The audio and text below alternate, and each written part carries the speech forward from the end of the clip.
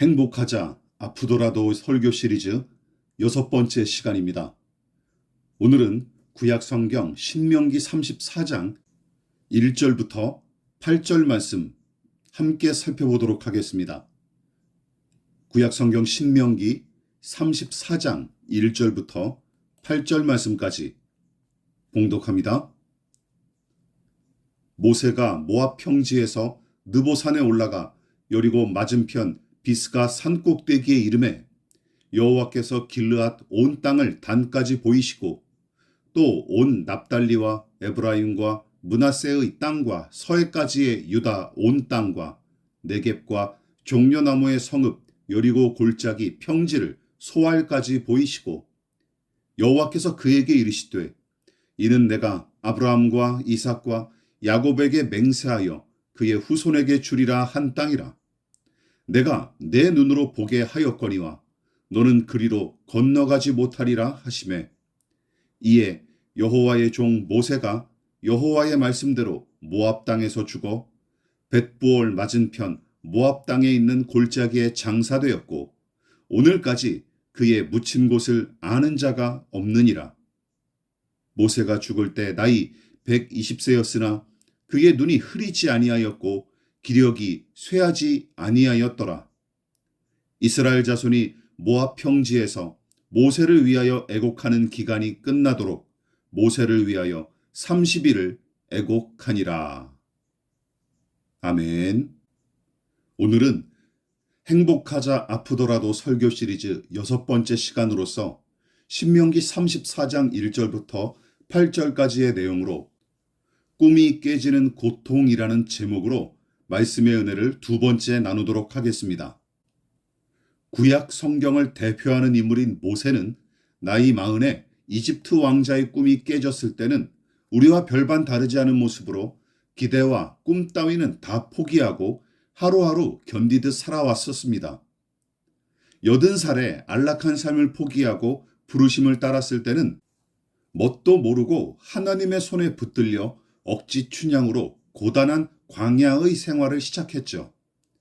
그리고 이제 인생의 마지막 순간까지 품었던 가나안 땅에 대한 꿈마저 포기해야 했던 모세의 처지가 바로 오늘 본문 말씀에 잘 드러나 있습니다. 그러나 자기가 평생 키워온 기대와 꿈이 산산조각 나는데도 불구하고 순종하며 만족할 수 있었던 그의 믿음과 그 원동력은 어디서 올 수 있었을까요? 약속의 땅 가나안을 꿈꾸기는 했어도 언젠가부터 그가 품은 더 큰 꿈은 바로 하나님이셨던 게 틀림없습니다. 가나안 땅보다 더 소중하고 거기에 피는 백합화보다 더 아름다우며 그 땅에서 샘솟는 생수와 풍성한 곡식보다 훨씬 더 풍성한 은혜를 베푸시는 하나님, 바로 여호와 하나님께서 모세가 꿈꾸고 기대하는 최고의 목적과 목표가 되셨던 것이죠. 그래서 가나안 땅에 들어가는 꿈이 산산조각 나서 좌절하고 실망했지만 더 큰 기대와 꿈이 되시는 하나님이 함께 하심으로 깨진 꿈 때문에 그는 아예 낙심하거나 상심하지 않을 수 있었어요. 그러므로 우리도 그 하나님을 만나고 섬겨야 합니다. 비록 우리의 꿈이 깨지고 파괴될지언정 그 아픔 가운데서 하나님을 만난다면 그 인생이야말로 가장 가치 있고 행복하다라고 평가할 수 있습니다. 그래서 지난 시간에 선포한 말씀을 요약하면 다음과 같이 정리할 수 있습니다. 나의 꿈보다 하나님과 그분의 뜻을 더 귀하게 여긴 모세.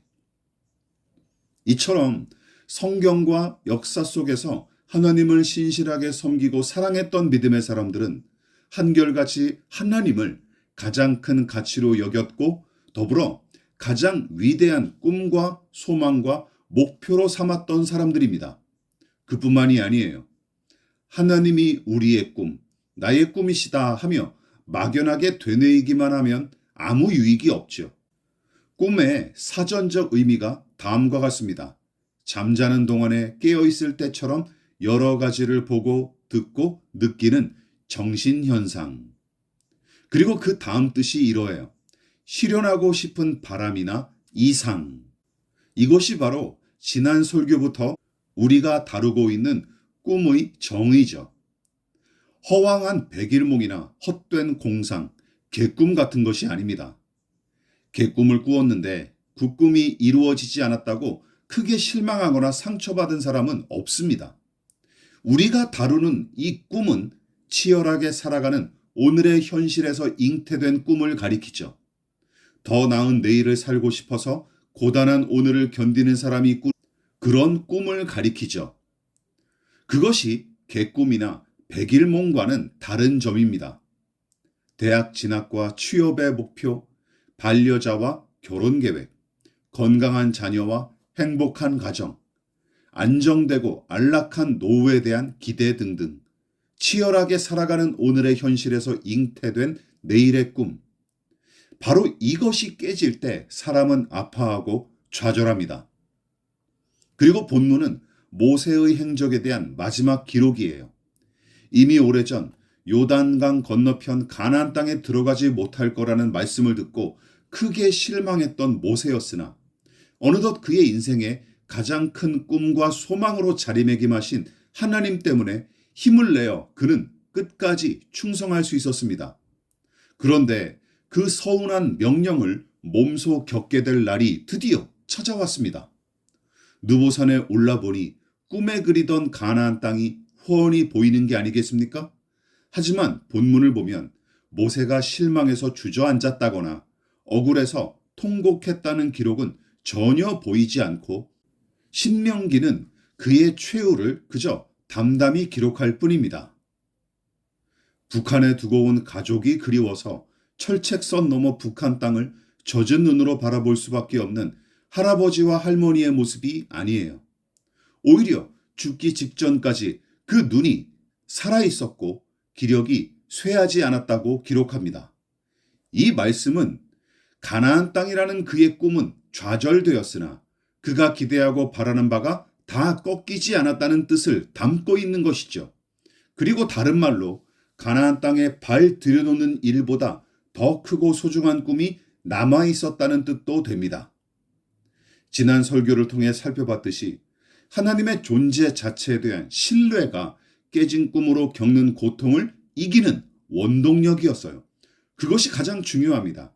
그런데 가나안 땅에 들어가는 꿈이 박살나는 현실 앞에서도 전혀 낙심하지 않을 수 있었던 또 다른 이유와 원동력이 있었습니다.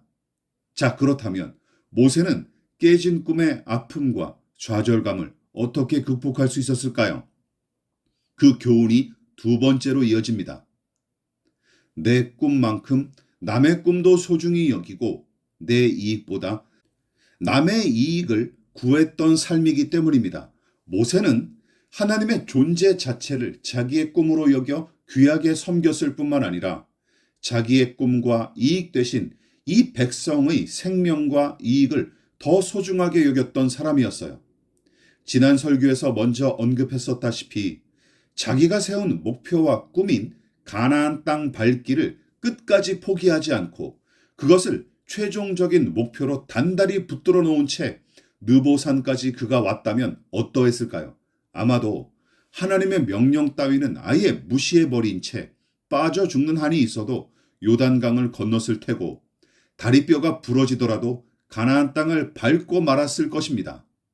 또한 모세가 속 좁은 지도자였다면 야, 내가 못 가볼 바에 너희도 못 간다 하며 물귀신처럼 백성을 요단강에 빠져 죽게 하거나 아니면 지나온 광야길로 다시 돌려보내지 않았을까요? 다행스럽게도 두 가지 일들은 일어나지 않았습니다. 가나안에 가지 말라는 명령을 처음 들었을 때는 당연히 억울한 마음만 가득했을 테지만 시간이 흐르면서 깨진 꿈으로 좌절하기보다는 더 큰 바람과 소망이 그의 마음을 채워갔던 것입니다. 그렇다면 새롭게 들어선 그의 바람과 기대는 무엇이었을까요? 신명기 4장 22절은 다음과 같이 기록하고 있습니다. 나는 이 땅에서 죽고 요단을 건너지 못하려니와 너희는 건너가서 그 아름다운 땅을 얻으리니. 백성 앞에서 자신은 여기서 죽게 될 것이지만 너희는 요단을 건너 그 아름다운 가나안 땅을 얻게 될 거라며 선포하고 있습니다. 시기나 질투가 섞인 말이 아닙니다. 여호수아와 갈렙 그리고 사랑하는 새 세대의 백성을 향해 엄중하신 하나님의 명령을 전한 것이고 더불어 그들을 기꺼운 마음으로 축복하며 선포한 말씀입니다. 그러니까 이런 뜻이죠. 나는 들어가지 못할지라도 너희라도 들어가게 되어 감사하고 기쁘구나. 여러분, 모세는 단순히 무리를 가나안으로 인도하는 길 안내자가 아니었습니다. 이스라엘 백성 위에 군림하는 황제도 아니었어요. 또한 가나안까지 안내하는 일을 마치고 나면 버리고 마는 소모품 같은 사람도 절대 아니었습니다. 하나님의 보호와 인도를 받는 광야의 생활이 수십 년 이어지면서 모세의 마음이 이스라엘 백성을 향한 깊은 애정으로 무르익어 간 게 틀림없습니다. 앞에서 언급한 신명기 4장 22절 말씀에 나타난 모세의 심정은 마치 자식을 향한 부모의 마음 같지 않습니까? 자녀가 잘 되는 것을 시기하고 질투하는 부모를 본 적이 있습니까? 상대방이 나보다 더 잘 되고 잘 사는 것을 시기하고 질투하는 사람은 진짜 그 사람을 사랑하는 게 아니죠. 상대방이 잘 되는 것을 더 기뻐하고 좋아하는 사람이 진짜 사랑하는 사람입니다. 자기는 가나안을 밟아보지도 못한 채 깨진 꿈을 안고 일생을 여기서 마치게 되지만 남은 이스라엘 백성이 그 아름다운 땅에 들어갈 수 있으므로 그는 더 아프지 않고 아쉽지도 않았습니다. 모세는 광야에서 어느덧 이스라엘 백성의 부모가 되어가고 있었던 것이죠. 하나님 아버지의 마음을 똑같이 품은 그런 아버지와 같은 사람으로 변해 있었던 것입니다. 루신이라는 중국 작가는 우리나라에서는 아큐 정전으로 유명한 중국의 소설가죠. 중국 근대문학의 개척자로 널리 알려진 그는 아침꽃을 저녁에 줍다 하는 산문집 중 진화의 길이라는 글에서 중국의 기성세대와 청년들을 향해 다음과 같이 간곡히 당부했습니다. 나이 든 사람들은 길을 내어주면서 재촉하고 격려하여 청년들을 나아가게 한다. 길에 깊은 웅덩이가 있으면 자기가 죽어 메워서 그들을 가게 한다. 청년들은 깊은 웅덩이를 메워 자기가 갈 수 있도록 해준 나이 든 사람들에게 고마워하고 나이 든 사람들은 자기가 배운 깊은 웅덩이를 지나 멀리 멀리 나아가는 청년들에게 고마워한다. 이것을 깨닫는다면 소년에서 장년으로, 노년으로, 죽음으로 기쁘게 나아갈 수 있다. 이런 메시지에 더하여 그가 집필한 책 중에 청년들아 나를 딛고 오르거라 하는 제목의 책이 있을 정도로 중국과 청년들에 대한 애정이 지극한 작가였습니다. 나를 짓밟고서라도 너만은 살아라. 올라가라. 내 꿈은 파기되어 썩어지더라도 나의 깨진 꿈이 너의 꿈을 이루는 걸음이 된다면 그것으로도 충분하다. 여러분, 이것이 진짜 사랑이고 진정으로 숭고한 희생입니다. 신약 성경에 사도 바울이 루신과 비슷한 의도와 뜻을 품고 직접 고백했던 구절이 빌립보서에 나옵니다. 로마 감옥에 갇혀 죄수의 처지로 전락한 바울은 복음을 전하다가 겪는 고난을 기꺼이 받아들였지만 그래도 여전히 아픈 건 아픈 것이었고 힘든 일은 그를 매우 고통스럽게 했습니다. 의사에게 고마운 마음을 갖고 있어도 주사바늘이 들어가면 아픈 게 당연하듯이 하나님께서 고난을 통해서라도 선을 이루실 줄 알기에 감사하고 기뻐할 수 있지만 여러분, 고난의 아픔과 어려움 역시 지극히 자연스럽게 따라오는 인간의 반응일 수밖에 없습니다. 그리고 바울의 처지가 그러했죠. 계속되는 대적들의 핍박과 회방, 끊이지 않은 교회 내의 잡음은 그를 계속 고통스럽게 만들었습니다. 오죽하면 얼른 세상을 떠나서 지금 당장 예수님 곁으로 가고 싶다며 고백할 정도였을까요? 빌립보서 1장 23절입니다. 내가 그 둘 사이에 끼었으니 차라리 세상을 떠나서 그리스도와 함께 있는 것이 훨씬 더 좋은 일이라. 그 둘 사이에 끼었으니 란 말은 빨리 고생스러운 육신의 삶을 끝내고 예수님 곁으로 가고 싶은 마음이 있으나 하나님께서 맡기신 사명이 있어서 이 땅의 삶을 견뎌야 한다는 두 마음이 매번 충돌을 일으켜 갈등했다는 뜻입니다. 그렇다면 바울은 어떤 선택을 했을까요? 바로 뒤에 이어진 구절을 보면 바울이 선택한 삶과 그 이유가 나옵니다. 빌립보서 1장 24절입니다. 그렇게 하고 싶으나 내가 육신으로 있는 것이 너희를 위하여 더 유익하리라. 고단한 육신의 삶을 얼른 끝장내고 당장 하늘로 올라가 주님과 영원히 사는 것이 바울의 바람이었지만 하나님께서 얼른 데려가시지 않으시는 까닭에 대해 그는 나름대로 깊이 묵상했을 것입니다. 왜 하나님은 이 고단한 삶을 나에게 계속 이어가게 하시는가? 이 의문에 대한 하나님의 응답을 얻은 뒤 내린 결론이 바로 이 말씀입니다. 바울아, 내가 그들과 함께 하렴. 지금은 그게 더 유익하단다 하신 말씀을 들었던 것 같습니다. 그리고 바울 자신도 그 사실을 확신하고 사랑하는 교인들의 유익을 위해 남은 인생을 불사르는 중이었죠. 자신의 안락과 성공 따위는 안중에도 없어 보입니다. 그리고 성도의 유익을 위해 자기의 야망과 기대도 포기하는 바울의 모습을 보십시오. 마치 느보산에 올라서서 아름다운 땅으로 들어가게 될 이스라엘 백성을 마음껏 축복하고 축하하는 모세의 모습을 보는 듯합니다. 반대로 생각해 보십시오. 하나님의 뜻이 아니라 자기의 뜻, 하나님의 바람이 아니라 자신의 바람을 끝까지 고집했을 때는 어떤 일이 벌어졌을까요?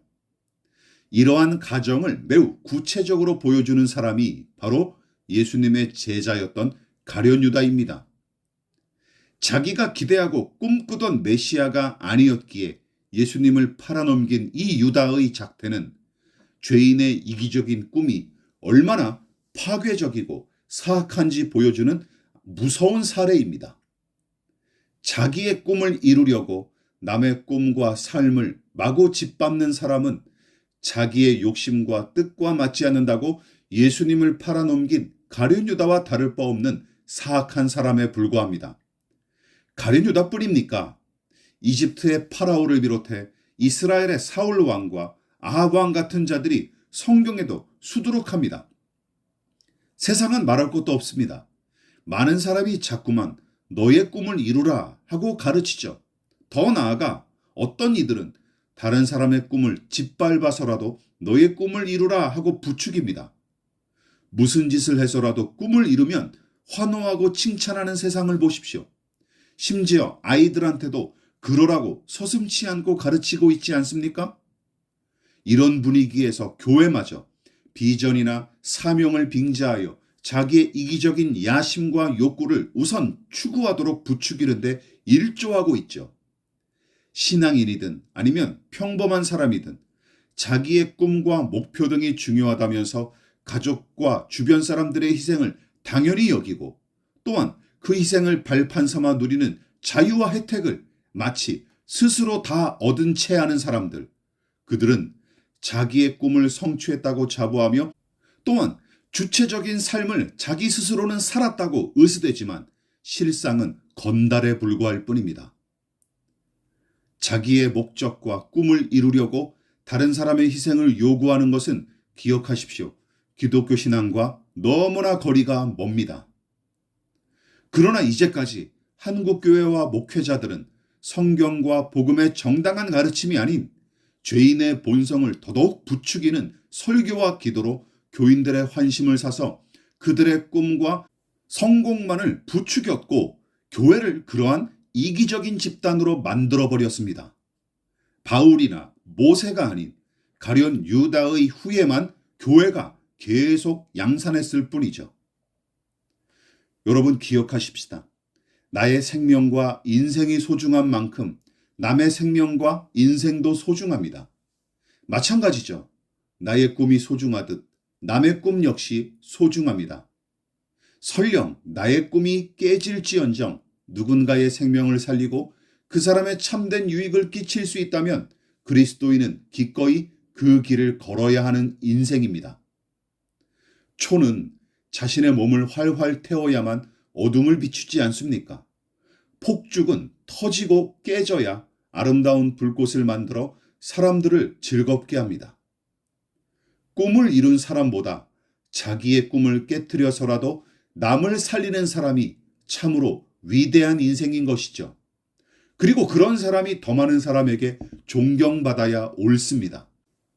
자신의 꿈을 이루었노라고 자부하는 사람 중에는 경박하고 저급한 사람들이 훨씬 많습니다. 연예인들과 정치인들과 기업가들을 비롯한 교만하고 탐욕스러운 이들은 신물이 날 정도로 이미 우리 주변에 널려 있지 않습니까? 그러나 누군가를 살리고 그의 꿈을 돕기 위해 자기의 꿈을 내려놓고 깨트리는 사람들은 예외 없이 깊은 인격과 따뜻한 손과 아름다운 마음을 지닌 사람들이에요. 주위를 둘러보십시오. 저의 말이 틀리지 않을 것입니다.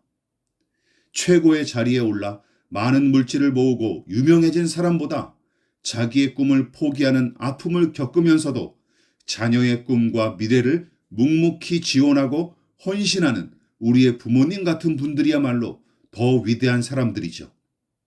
그리고 그런 사람들의 얼굴에서 우리는 예수님의 얼굴을 보게 됩니다. 인간의 꿈과 생명이 모두 깨진 죽음의 언덕 골고다. 거기 흉측한 십자가에 못 박혀 상한 마음과 깨진 몸으로 돌아가신 예수님을 생각해 보십시오. 그러나 예수님의 깨진 몸과 그분의 상한 마음에서 흐른 보배로운 피와 그 희생이 우리의 죄를 씻고 생명의 샘이 되었습니다. 그러므로 깨진 꿈 때문에 낙심하고 좌절하기보다 지독한 이기심으로 뭉쳐진 자신에게 실망하는 사람이야말로 진정 훌륭하고 값어치 있는 인생을 이제 막 출발한 사람이 틀림없습니다.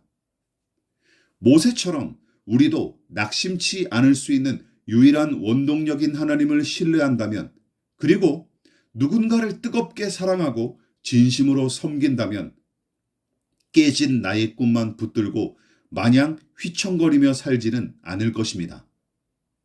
차갑게 식은 커피와 단팥 앙금 빠진 붕어빵처럼 퍽퍽해서 맛을 잃은 삶, 모델하우스처럼 겉만 번지르르한 삶이 아니라 작은 들풀이나 송사리 같을지라도 생생하게 살아서 꿈틀대는 인생일 수 있기를 진심으로 축원을 드립니다.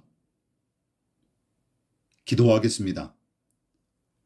소망의 하나님, 저희가 일평생 꿈꿔온 것들을 은혜로 허락하시되 그리 아니하실지라도 저희는 하나님의 선하심을 신뢰하며 자족하고 감사할 수 있기를 원합니다. 돌이켜보면 우리는 꿈이 깨지고 소망이 부서지는 일들로 점철된 인생을 살았으며 그로 인한 한숨과 탄식은 돛담배에 부는 바람처럼 우리를 여기까지 밀어붙였고 무수히 흘린 눈물은 강물처럼 흘러 지금까지 우리를 이끌어왔습니다. 그러나 하나님, 더는 깨진 꿈과 부서진 소망에 연연하지 않도록 우리를 도우시고 주의 은혜 안에서 새로운 꿈을 꾸게 하여 주시옵소서. 무엇보다 하나님의 꿈이 저희의 꿈이 되고 하나님의 바람이 저희의 바람이 되게 하여 주시옵소서. 하나님, 우리는 그리스도인입니다. 그리스도인이란 예수 그리스도의 가르침과 발자취를 따르고 그분의 성품을 닮은 사람들을 가리키는 줄로 압니다. 또한 언제나 어디서나 아버지 하나님의 뜻에 따라 행하시고 그 음성에 항상 귀를 기울이셨던 예수님, 세상 그 어떤 사람보다 아버지를 경외하여 섬기셨고 그 누구보다 아버지와 친밀히 교제하셨던 예수님, 더불어 목자 없는 양처럼 방황하고 죄로 인해 망가졌던 우리와 같은 죄인을 불쌍히 여기시고 사랑하셨기에 십자가의 죽음마저 기꺼이 감당하셨던 예수님, 그분을 따르고 닮아가는 것이 우리의 꿈과 궁극적 소망임을 우리가 잊지 않게 하여 주시옵소서. 우리의 소망이신 예수님의 이름으로 기도합니다. 아멘.